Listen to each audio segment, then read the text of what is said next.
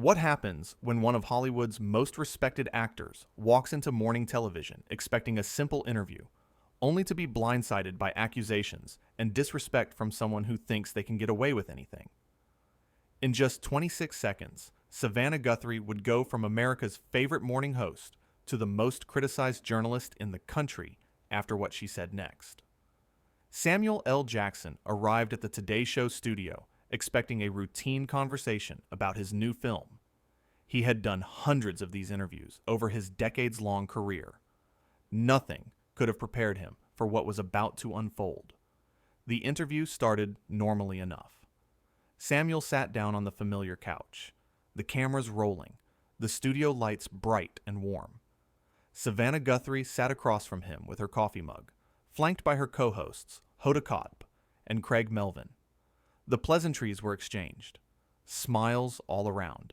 The audience had no idea they were about to witness television history. "So Samuel, your new movie is getting incredible reviews," Savannah began, her voice syrupy sweet. "But I have to ask you something that's been on everyone's mind." Samuel nodded politely, waiting for the question. His hands rested calmly on his lap. "There's been some talk about your previous comments on diversity in Hollywood," Savannah continued, her tone shifting slightly. "Some people are saying you're out of touch with the younger generation. What do you say to that?" The question caught Samuel off guard, but he maintained his composure. "Well, I wouldn't say I'm out of touch. I've been fighting for representation and diversity since before most of these folks were born." "Right, but," Savannah interrupted, leaning forward with a smirk that didn't quite reach her eyes, "don't you think maybe your time has passed?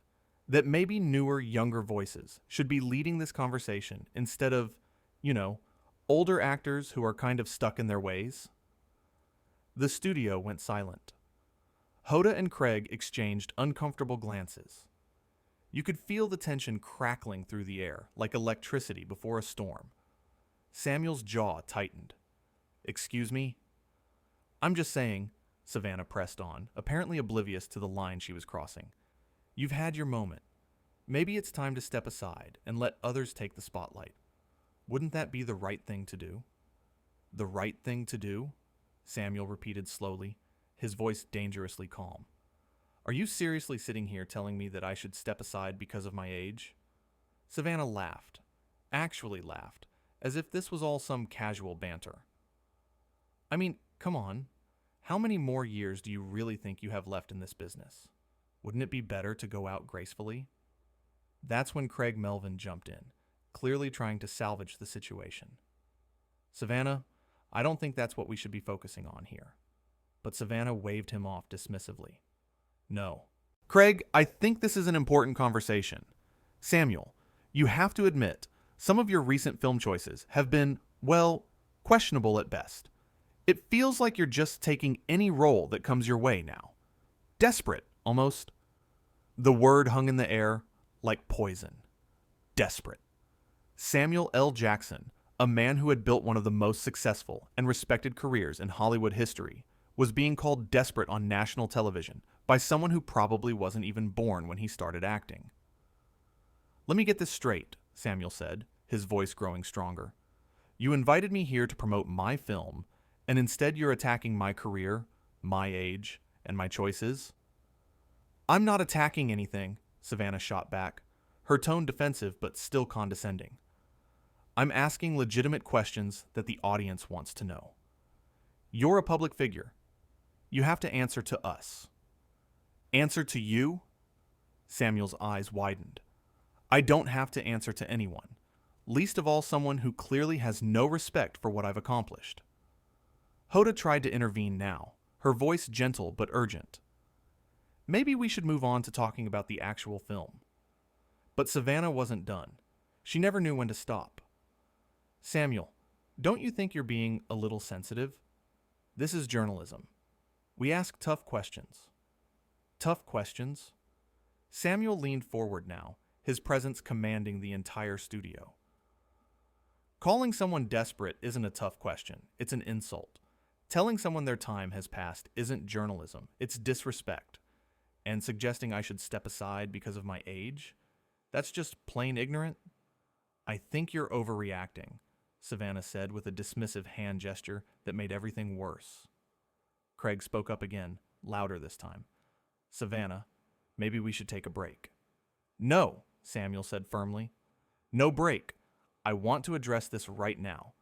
Do you know how many barriers I've broken down in my career? Do you know how many young actors, black actors, have told me I inspired them to pursue their dreams? Do you have any idea what it took to get where I am? Savannah rolled her eyes. Actually, rolled her eyes on camera. Here we go with the struggle story. The studio gasped. You could hear it, the collective intake of breath from the crew, from the producers watching off camera, from Hoda and Craig, who looked absolutely mortified. The struggle story? Samuel's voice was ice cold now. You think my life's work is just a story? I think, Savannah said, doubling down in the worst possible way, that everyone has struggles. You're not special just because you had to work hard. We all work hard. Did you just compare your experience to mine? Samuel asked, and there was genuine disbelief in his voice now. I'm just saying, I worked hard to get where I am too. I put in the hours. I climbed the ladder. So this whole victim mentality thing, it's getting old. Victim mentality. She actually said that. Hoda put her face in her hands. Craig looked like he wanted to disappear into the couch. The producers in the control room were probably having heart attacks. Victim mentality, Samuel repeated, his voice deadly quiet. That's what you think this is? Well, what else would you call it? Savannah asked. And incredibly, she seemed genuinely confused about why this was going so wrong. You're sitting here acting like the world owes you something just because you're Samuel L. Jackson. I never said the world owes me anything, Samuel said slowly, carefully. But I do expect basic respect when I come on someone's show. Clearly, that's too much to ask from you. Oh, please, Savannah scoffed. You celebrities are all the same. You can dish it out, but you can't take it. I'm just being honest. Honest? Samuel laughed, but there was no humor in it. You call this honest? You're being rude, dismissive, and condescending. There's a difference. Craig made one more attempt to steer things back. Why don't we talk about the film? Samuel, can you tell us about your character? But Savannah wouldn't let it go. No, I want to finish this conversation. Samuel, if you can't handle a few direct questions, maybe you shouldn't be doing interviews. That was it. The final straw. Samuel stood up. The motion was so sudden, so decisive, that everyone froze. He reached up and pulled off his microphone, the wire trailing behind him like a tail. What are you doing? Savannah asked, and for the first time, there was a hint of panic in her voice. I'm leaving, Samuel said simply. I came here to talk about my work, not to be insulted by someone who clearly has no idea what real journalism is. You can't just leave, Savannah sputtered. We're in the middle of an interview.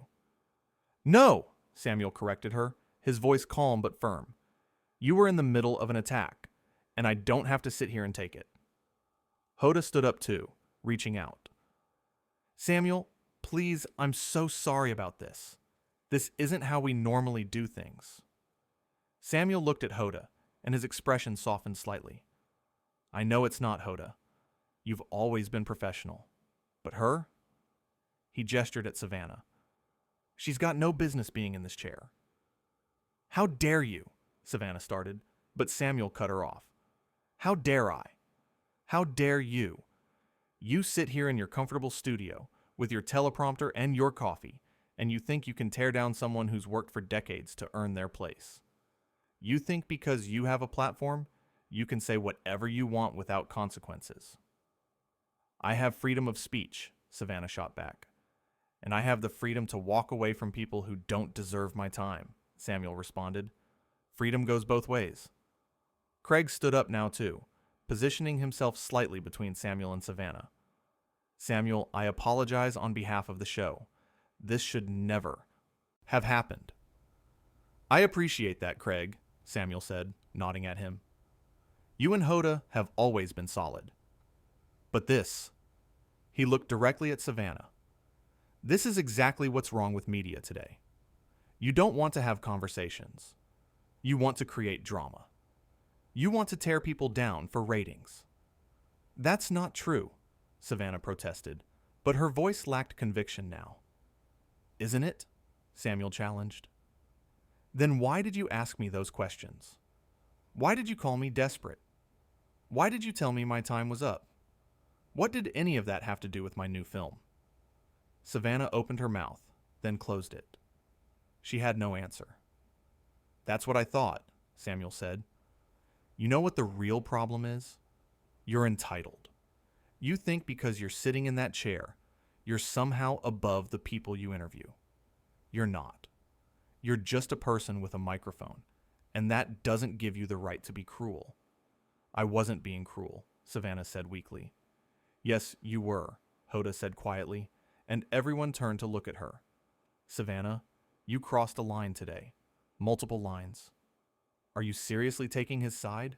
Savannah asked, turning on her co-host. I'm not taking sides, Hoda said firmly. I'm acknowledging the truth. What you said was inappropriate and disrespectful. Craig nodded in agreement.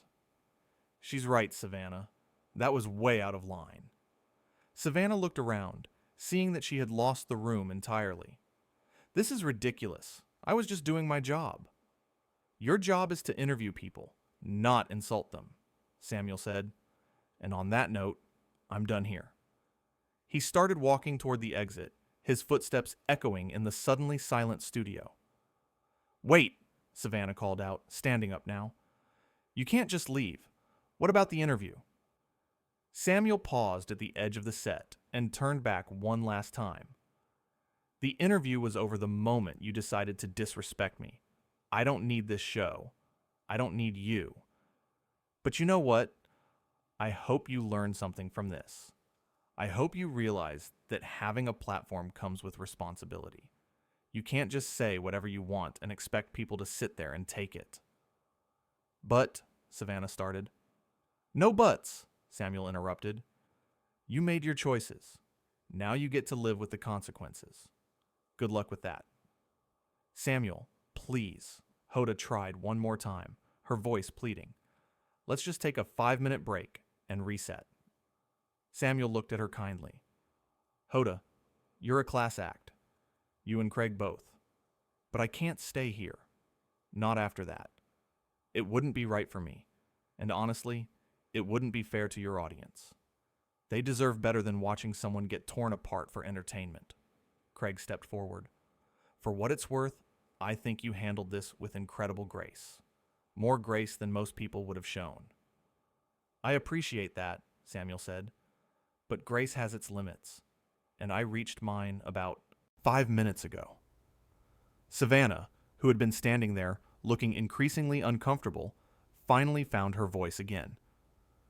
So, you're really just going to walk out? That's exactly what I'm going to do, Samuel confirmed. See, that's the thing about respect. It's not optional. It's not something you can pick and choose when to give. Either you treat people with dignity, or you don't. And you made it very clear which side you're on. I treat people with dignity, Savannah insisted. Do you? Samuel asked. Because from where I'm standing, you treated me like I was nothing. Like my career meant nothing. Like my experiences meant nothing. That's not dignity. That's contempt. The camera operators didn't know whether to keep filming or stop. The producers were frantically trying to figure out what to do. This wasn't in the script. This wasn't supposed to happen. You're blowing this out of proportion, Savannah tried again, but even she didn't sound convinced anymore. Am I? Samuel asked. Or are you just realizing that you can't bully everyone into submission? That some people will actually stand up for themselves?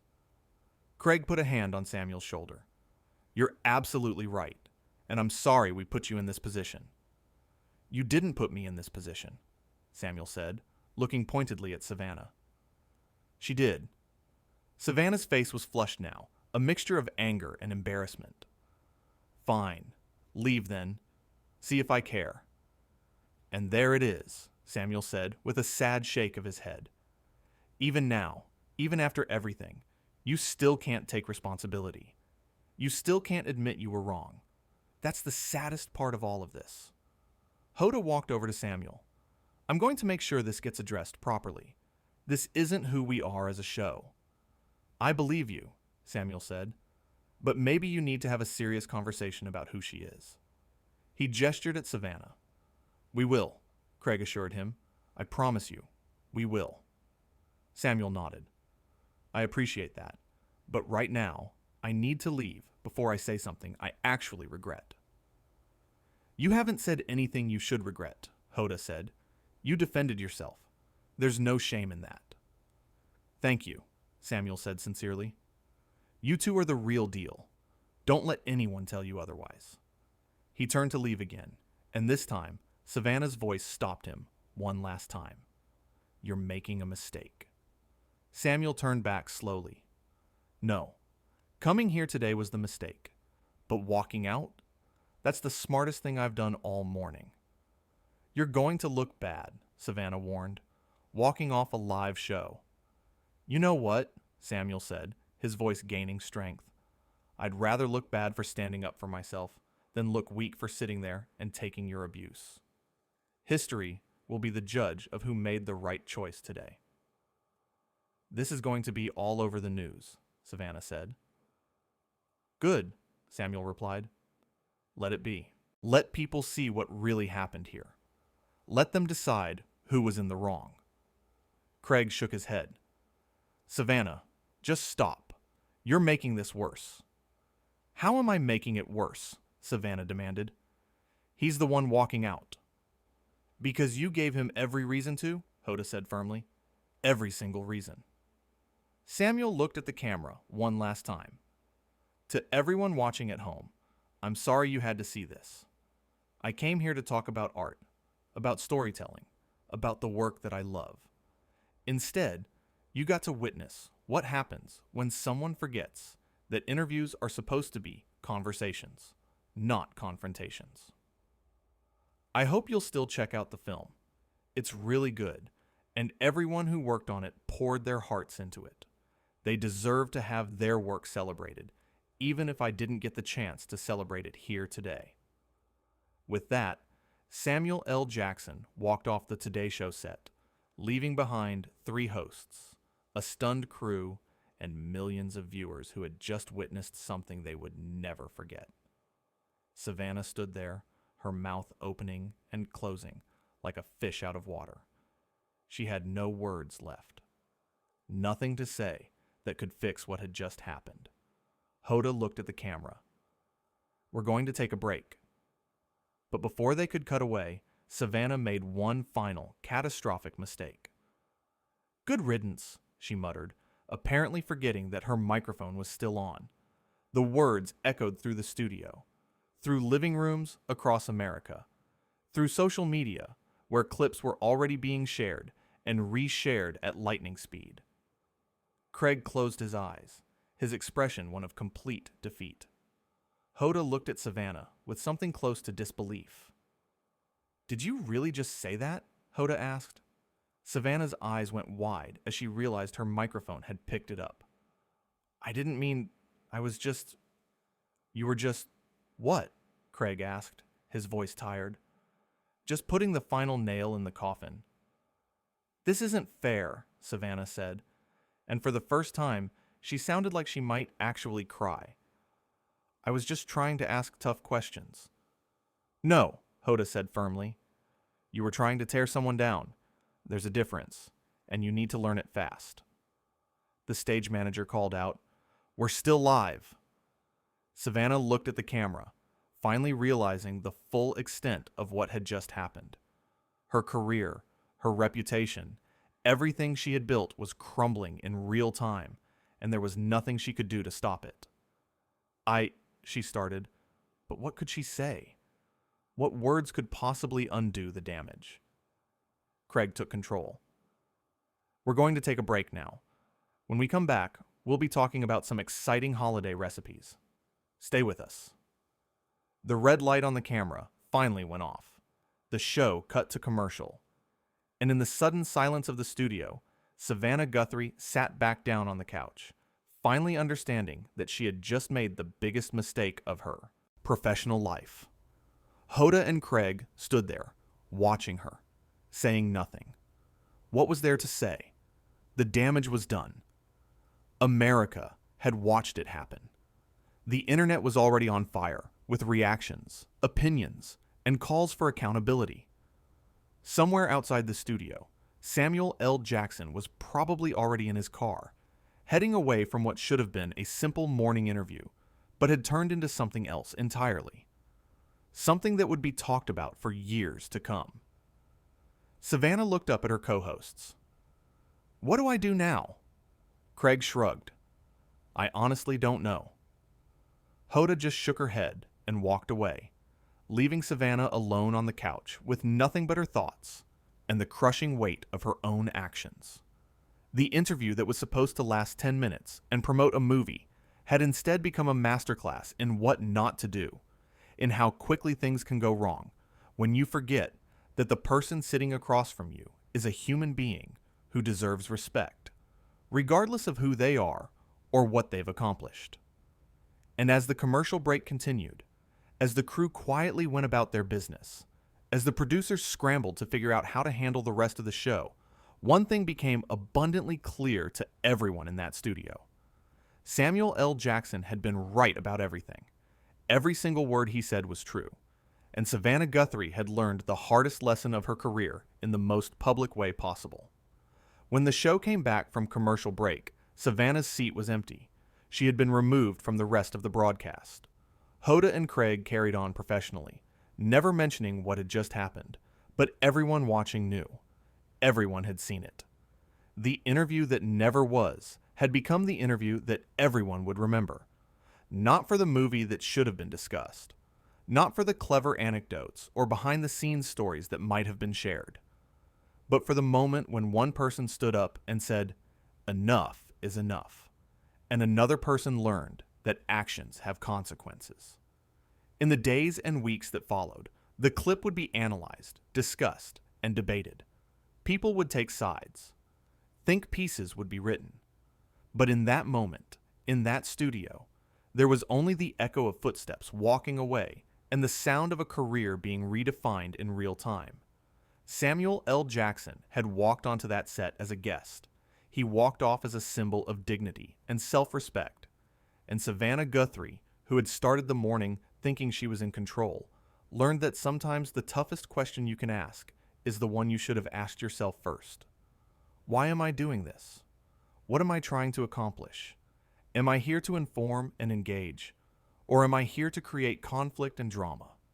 She had chosen drama, and drama had consequences. The studio lights remained bright. The cameras still worked. The show would go on. But something fundamental had shifted. The careful balance between interviewer and interviewee, between journalist and subject, between respect and sensationalism, had been broken. And everyone had witnessed it happen, live and unfiltered, in real time. That was the real story, not the movie that never got discussed, not the questions that were meant to provoke. But the moment when someone said no, when someone chose their dignity over the opportunity, when someone showed that you don't have to accept disrespect just because someone has a microphone and a platform. Samuel L. Jackson had given a masterclass that morning. Just not the kind anyone expected. It wasn't about acting or filmmaking or Hollywood. It was about knowing your worth, about understanding that some battles are worth fighting, even if it means walking away from something you came to do. And Savannah Guthrie had provided the perfect counterpoint. A lesson in what happens when you forget that power comes with responsibility, that platforms should be used to elevate and inform, not to diminish and attack. The red light went off. The show ended. The crew began to pack up. And somewhere, Samuel L. Jackson was probably doing exactly what he had planned to do before everything went sideways. Living his life, working on his craft, and knowing that he had done the right thing. Because at the end of the day, that's all any of us can do. Make the choice we can live with. Stand up for ourselves when necessary. And remember that respect isn't negotiable, no matter who's asking us to compromise it. That morning on the Today Show set, two very different choices were made. One person chose respect. The other chose ratings.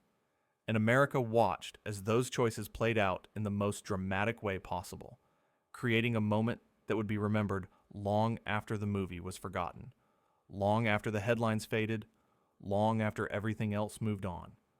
Some moments define us. Some choices reveal who we really are. And on that particular morning, under those bright studio lights, with millions of people watching, everyone learned exactly who Samuel L. Jackson was, and exactly who Savannah Guthrie had become. The tension in the studio remained thick even after the cameras stopped rolling. Production assistants moved quietly, avoiding eye contact with anyone, especially Savannah. Hoda finally broke the silence. That should never have happened. Craig nodded. I've been doing this for 20 years. I've never seen anything like that. Because most people know better, Hoda said sharply. Most people understand basic respect. Back in her dressing room, Savannah sat alone, staring at her phone as notifications flooded in. Every news outlet was covering it, and none of them was defending her. He started it, she muttered to herself, but even she didn't believe it anymore. Down the hall, Craig was on the phone with Samuel's publicist. I want you to know that Hoda and I had nothing to do with that line of questioning. The publicist's voice was calm but firm. Samuel knows you and Hoda are good people, but he's done with that show. I understand, Craig said. I wouldn't come back either. In a coffee shop miles away, Samuel sat with his director. Are you okay? The director asked. Samuel took a sip of his coffee and nodded. I'm fine. Disappointed, but fine. What she said was inexcusable, the director said angrily. Someone who forgot that the position doesn't make the person, Samuel said. The person makes the position. Do you want to make a statement? The director asked. Samuel shook his head. What happened speaks for itself. Everyone saw it. I don't need to pile on. That's very gracious of you. It's about knowing when to speak and when to let actions speak louder, Samuel replied. I said what I needed to say in that studio. Meanwhile, Hoda was in her office, typing up an email to the network executives. She detailed exactly what had happened, leaving nothing out. She explained how Savannah had ignored multiple attempts by both her and Craig to redirect the conversation. She hit send, then leaned back in her chair, exhausted. It had been one of the longest mornings of her career. Craig poked his head in. You okay? No, Hoda said honestly. But I will be, eventually. I keep replaying it in my head, Craig said, wondering if there was something more we could have done. We tried, Hoda reminded him. Multiple times. She wouldn't listen. The phone on Hoda's desk rang. She looked at the caller ID and sighed. Craig stood up. I'll be right outside if you need backup. In her dressing room, Savannah sat alone, staring at her phone as more notifications flooded in. For the first time since the interview, she allowed herself to really think about what she had said.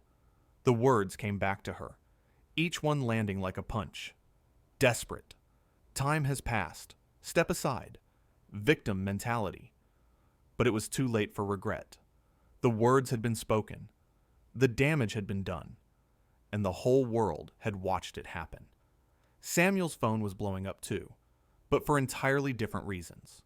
Messages of support flooded in from colleagues, friends, and fans. Fellow actors praised him for standing up for himself. One message stood out. You showed me today why you're more than just a great actor. You're a great man. Thank you for never compromising who you are. Samuel read the message twice, then put his phone down. That's why it matters, he said to his director. It's not just about me. It's about everyone watching who's ever been disrespected. Today, I fought back. And hopefully, that means something to someone.